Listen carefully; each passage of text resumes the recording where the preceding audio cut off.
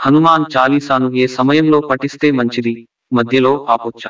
ప్రతి మంగళవారం హిందువులు ఆంజనేయుడిని భక్తి శ్రద్ధలతో పూజిస్తుంటారు.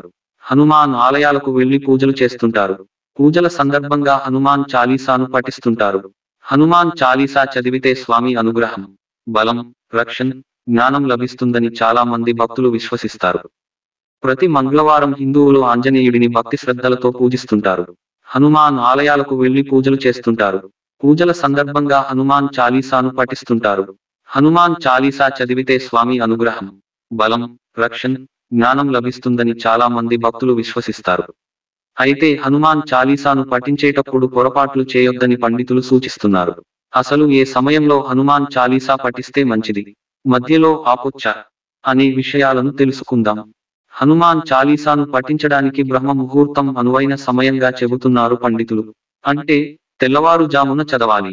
ఎందుకంటే ఈ సమయంలో ఏదైనా ఆధ్యాత్మిక కార్యకలాపాన్ని ప్రారంభించడానికి అత్యంత పవిత్రమైనదిగా పరిగణిస్తారు.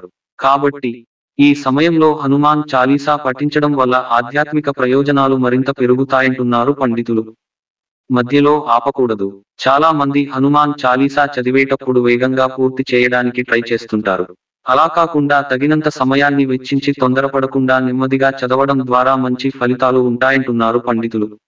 ఒకసారి హనుమాన్ చాలీసాను పఠించడం ప్రారంభించిన తర్వాత మధ్యలో ఆపకూడదంటున్నారు పండితులు. అంటే నిరంతరంగా అది కంప్లీట్ అయ్యే వరకు చదవాలని సలహా ఇస్తున్నారు. ఈ వీడియో మీకు నచ్చినట్లు అయితే దయచేసి షేర్, కామెంట్, లైక్ మరియు సబ్స్క్రైబ్ చేయండి. అలాగే మీకు వచ్చిన కల కూడా మాతో కింద కామెంట్ రూపంలో తెలియచేయండి.